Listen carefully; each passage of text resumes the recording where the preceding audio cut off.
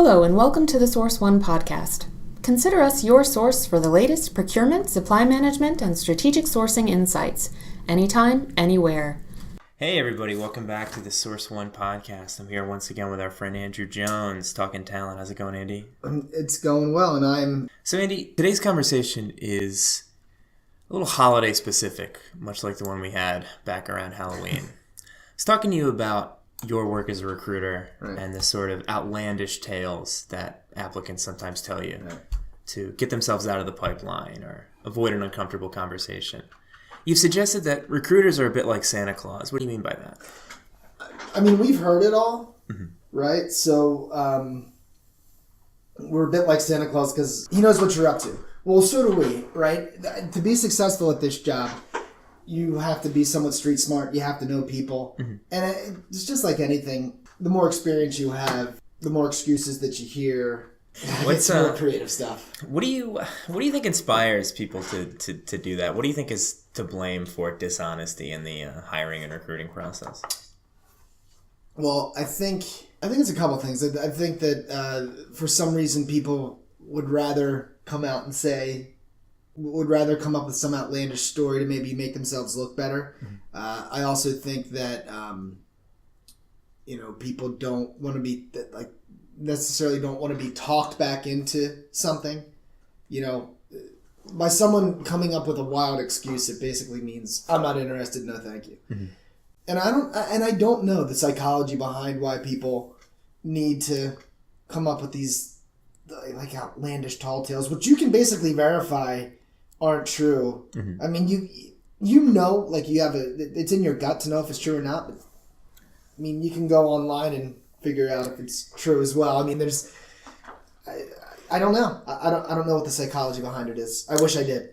Right. It's never been easier to figure out kind of their life situation. So the first experience I had with that, some guy, he was supposed to do an interview that he skipped out on. It was a face-to-face interview, and I'm like, what's going on? So he calls me before the interview, and he said, he made up his son's in the hospital or something like that.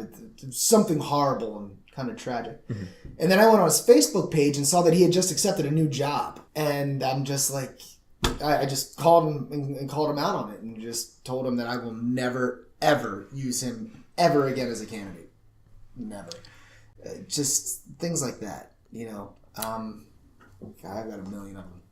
Is it a fear of uncomfortable conversations? Absolutely. Yeah, I think to me what I don't like about that is I always pride myself on what I do, and I tell people up front that I'm very transparent. I will let you know everything. You can get in touch with me however which way possible. I'll go to the end of the earth to get you to move forward, et cetera, et cetera, et cetera. Like, I'm always very responsive, and I'm also very proactive. So, and I let people know all that right away, because I want them to then take the initiative to be honest with me. So when they're not, I just become extremely agitated, and I won't use that person again. I mean, I would think your line of work is all about honesty and transparency and trust, right? I mean, how can you in good faith put a candidate before a client, before an organization, if you have any reason to believe that they might be, a dishonest person? I'll never understand it.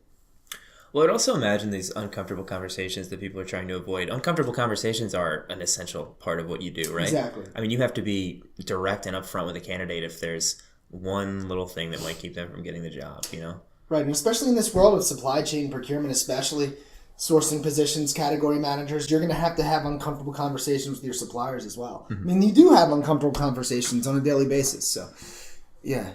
Right, And if you're honest with me, I will have. It's just like a supplier. If you treat a supplier well, they're going to come back to you, or they'll fill out a PO that you need. So in my case, if you're honest with me, I will go ahead, and when we have other opportunities, I'll give you a phone call. But if you're not, we're done. Is that insistence on honesty, is that something you're upfront with candidates and clients, like right from the beginning? Do you lay out like ground rules, and is that one of them? I do. Yeah, so for candidates, I always tell them I'm going to be upfront, honest, and transparent. I expect the same thing. How do you go about ensuring the candidate and the client that you're a trustworthy person?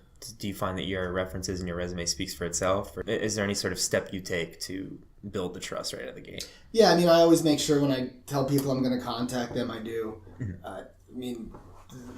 all the time. I mean, with clients, when I sit and say that my big line, and it's the truth, is that we don't want to go ahead and submit paper. We don't want to throw paper at you. We vet our candidates very, very hard, and we do. And the numbers that show, I think we're 1 in 4 right now for permanent hiring when it comes to permanent positions. I mean, the number across the industry is about 1 in 10 for interviews to placements. I mean, we're at 1 in 4. That's huge. So to me, you earn trust that way. So it's just like a candidate with me earns trust. With a candidate and a client, I earn trust.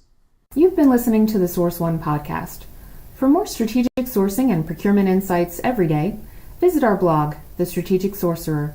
Want to provide feedback or suggest a topic for a future episode? Let us know at prrequest@sourceoneinc.com. Thanks for listening.